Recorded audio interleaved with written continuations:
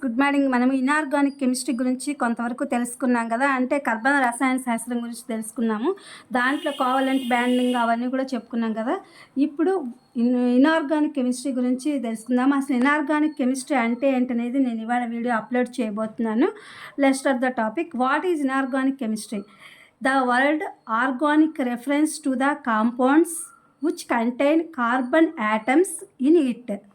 So, the branch of chemistry that deals with the study of compounds which does not consist of carbon, hydrogen atoms in it is called inorganic chemistry.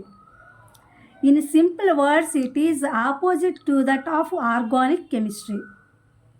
The substances which do not have carbon hydrogen bonding are metals, salts, chemical substances, etc. On this planet, there are known to exist about 1 lakh inorganic compounds.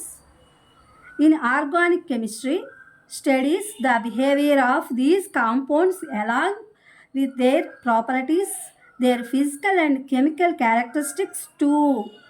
The elements of the periodic table except for carbon and hydrogen come in the list of inorganic compounds. Many of the elements are technologically important. Titanium, iron, nickel and copper, for example, are used structurally and electrically. Second, the transition metals from several useful alloys with each other and with other metallic elements.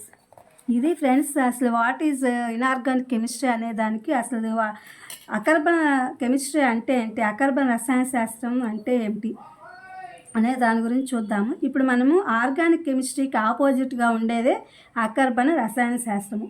Organic అనే పదం దానిలో కర్బన అణువులను కలిగి ఉన్న సమ్మేళనాలను సూచిస్తుంది కాబట్టి ఇప్పుడు ఆర్గానిక్ అనే దాంట్లో కర్బన అణువులతో నిండి ఉంటుంది.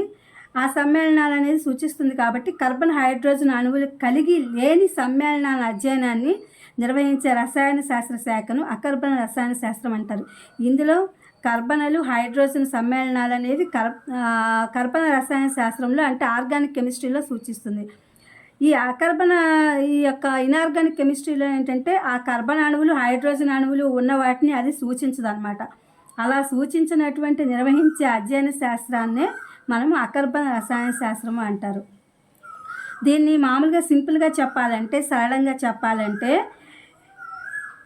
ఆర్గానిక్ కెమిస్ట్రీకి వ్యతిరేకంగా ఉండే కార్బన్ హైడ్రోజన్ బంధం లేని పదార్థాలు, లోహాలు, లవణాలు, రసాయన పదార్థాలు మొదలైనవి.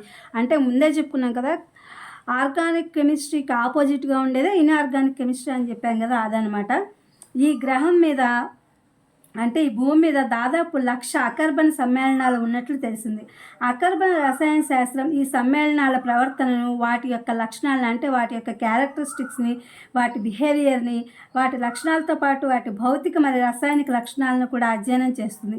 కర్బన మరియు హైడ్రోజన్ మినహా ఇప్పుడు మనకు పిడియాట్రిక్ టేబుల్ మనం చూస్తూనే ఉంటాం. 7th 8th నుంచి మనం పిడియాట్రిక్ టేబుల్ గురించి తెలుసుకున్నాం కదా. కర్బన మరియు హైడ్రోజన్ మినహా ఆవర్తన పట్టికల మూలకాల అకర్బన సమ్మేళనాల జాబితాలోకి వస్తాయన్నమాట. అనేక మూలకాలు సాంకేతిక పరంగా మెనీ ఎలిమెంట్స్ ఆఫ్ టెక్నాలజికల్ సాంకేతిక పరంగా ఉదాహరణకి టైటానియము, ఇనుము, నికెలు మరియు రాగి ఇవేంటంటే నిర్మాణాత్మకంగా మరియు విద్యుత్తుగా కూడా ఉపయోగించబడతాయి. ఈ కాపర్ అనేది మనము విద్యుత్ వాహకంగా కూడా ఉపయోగిస్తామన్నమాట.